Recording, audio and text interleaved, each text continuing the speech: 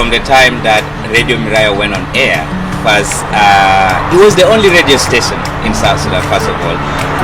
By that time, it's for the first time that South Sudanese are hearing their own voices on radio.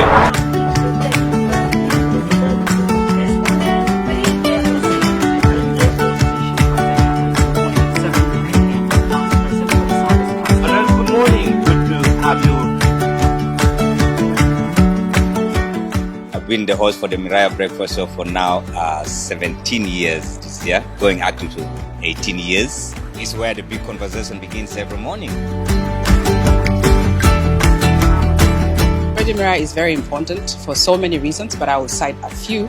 Radio Miraya keeps the people of South Sudan who are in South Sudan and in the diaspora, and of late so many people have picked interest in the current affairs of South Sudan, and because of Radio Miraya they're able to tap into the information that Radio Miraya gives out to the people, and that is the news that is in the country and outside the country.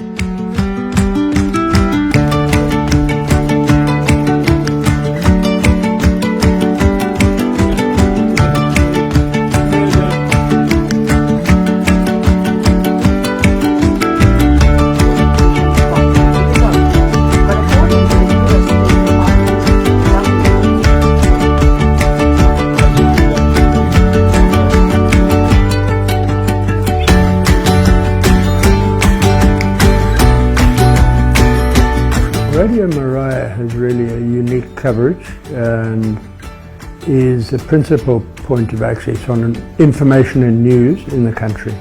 That's a very significant advantage for the mission.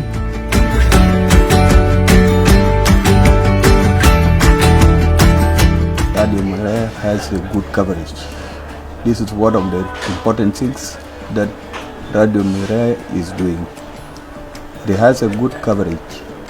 They can go even internationally. You can get Radio Miraya everywhere.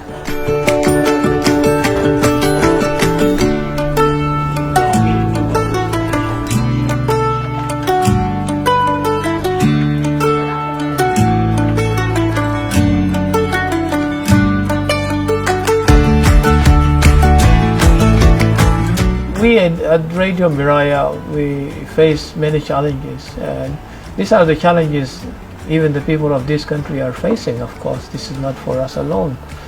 And first is the war. The conflict is hugely devastating, traumatizing even to some of us, and a lot of hopes, a lot of regrets, because as South Sudanese who are also working with the United Nations, this is not what we wanted.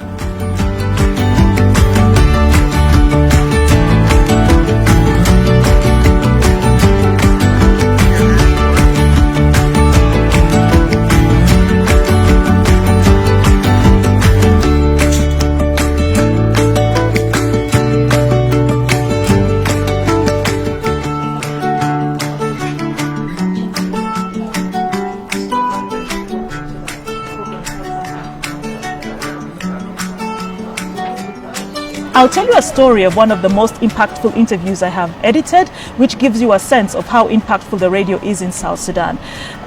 Recently, I edited an interview of a gentleman who lives in a very far outreach area in the north of the country, who has to walk for several kilometers every morning to just get a signal to listen to the radio, to listen to news. He has to walk several kilometers, climb the tree, get a signal to listen to our news. On Miraya Breakfast Show, where are the biggest conversations?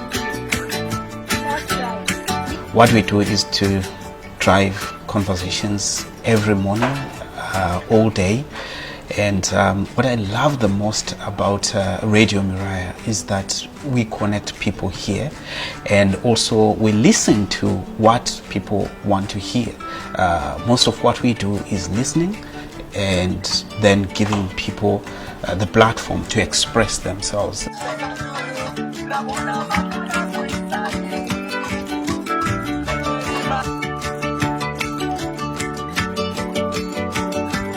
It can be challenging because we are working for long hours, and this is how working the radio, long hours, working on shift.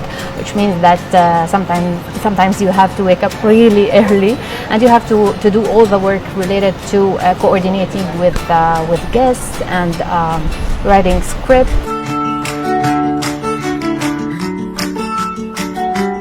The pace is extremely fast, and we have so many deadlines to meet every day. So I would say, just from a literally technical point of view and mechanics of our work, there is a lot of adrenaline, there is a lot of stress.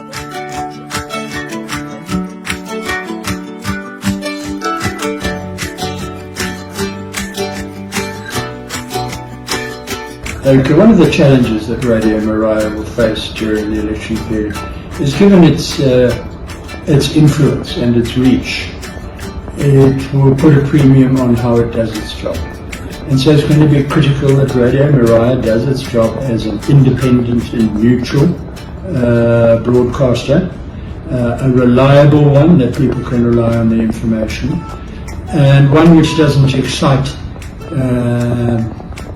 possibly even violent attacks on the radio station for in regard to accusations that it's biased or supporting one of the parties. So our best defence against accusations of bias is the professionalism with which we will do this job.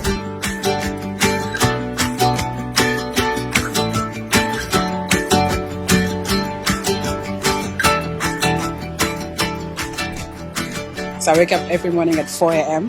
and I do that with enthusiasm because, first of all, I love what I do, and also the motivation that people are out there waiting for you to convey information to them is motivation enough for me to be able to come to my workplace, whether it shines or whether it rains. What makes it very impactful and very fulfilling is when I see what the radio does, when I see the tangible outcomes of the radio, when I hear stories and listen to interviews of people who have benefited. Every news we put out there, we try to be professional, and people trust us.